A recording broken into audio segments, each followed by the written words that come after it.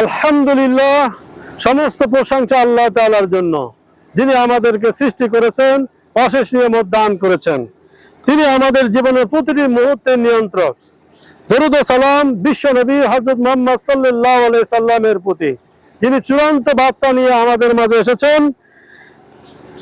তার জীবন আমাদের জন্য এক অনুকরণীয় উদাহরণ। আউযু বিল্লাহি মিনাশ শাইতানির রাজিম। বিসমিল্লাহির রহমানির রহিম।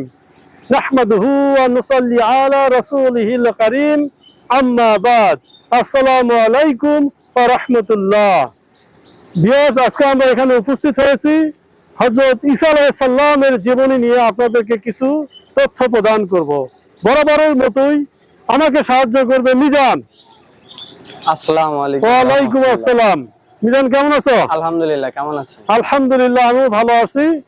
আমরা ভিউয়ার্সদেরকে আজকে ঈসা আলাইহিস সালাম সম্পর্কে কিছু প্রশ্ন তোমাকে করব, তার উত্তর ভিউয়ার্সরা এখান থেকে জেনে নেবে। তুমি প্রস্তুত? ইনশাআল্লাহ। ওকে, তো 1 নম্বর প্রশ্ন আমি শুরু করছি। হ্যাঁ, ঠিক আছে। আচ্ছা, 1 নম্বর প্রশ্ন, হযরত ঈসা আলাইহিস সালামকে হযরত মরিয়ম আলাইহিস সালাম কোন বৃক্ষের নিচে জন্মদান করেন? পাম বৃক্ষের নিচে। উত্তর সঠিক ছিল। 2 নম্বর প্রশ্ন, বনী ইসরাঈল বংশের শেষ নবী কে ছিলেন? হযরত ঈসা আলাইহিস সালাম। উত্তর সঠিক ছিল।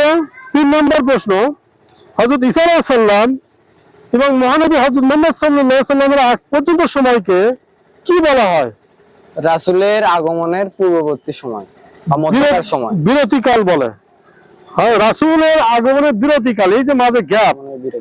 হযরত ঈসা আলাইহিস সালাম এবং হযরত মুহাম্মদ সাল্লাল্লাহু আলাইহি সাল্লাম, ঈসা আলাইহিস সালাম যখন 14 আসমানে চলে যায়, হযরত মুহাম্মদ সাল্লাল্লাহু আলাইহি সাল্লাম আগমন করেনি, এর মাঝে যে গ্যাপ থাকে এটাকে রাসূলের আল্লাহ বিরতিকাল বলে মুহাদ্দিসরা উল্লেখ করছে, বিরতিকাল। ঠিক আছে। আচ্ছা, ঈসা আলাইহিস সালামের মাতার নাম কি? হযরত মরিয়ম আলাইহিস সালাম। আচ্ছা, হযরত মরিয়ম আলাইহিস সালামের বাবার নাম কি? ইমরান। ইমরান। ঠিক আছে। আচ্ছা, হযরত ঈসা আলাইহিস সালাম কত বছর বয়সে নবুয়ত প্রাপ্ত হন? তিনি জন্মগতভাবেই নবুয়ত প্রাপ্ত হন। জন্মের পর থেকে নবুয়ত প্রাপ্ত হন। আচ্ছা, ঈসা আলাইহিস সালাম বাদে পৃথিবীতে আরো অনেক নবী এসেছেন, তারা কত বছর পর নবুয়ত প্রাপ্ত হয়েছেন? তারা সকলেই 40 বছর বয়সে নবুয়ত প্রাপ্ত। সঠিক উত্তর। আচ্ছা, হযরত ঈসা আলাইহিস সালামের উপাধি কি ছিল? ঈসা আলাইহিস সালামের উপাধি ছিল মাসি। মাসি। আচ্ছা, হযরত ঈসা আলাইহিস সালামের যারা সহচর ছিল তাদেরকে কি বলা হয়? ঈসা আলাইহিস সালামের সহচরদের হাওয়ারিগণ বলা হতো। হাওয়ারিগণ বলা হয়। আচ্ছা, ঠিক আছে, উত্তর সঠিক হয়েছে। হযরত ঈসা আলাইহিস সালামের উপর কোন কিতাব নাজিল হয়? হযরত ঈসা আলাইহিস সালামের উপর ইনজিল কিতাব নাজিল হয়। আলহামদুলিল্লাহ, তুমি সঠিকভাবে সমস্ত প্রশ্নের উত্তর দিয়েছো।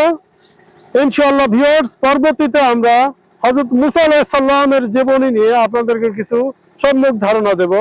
আজকের মতো এখানেই বিদায় নিচ্ছি। আসসালামু আলাইকুম ওয়া রাহমাতুল্লাহ।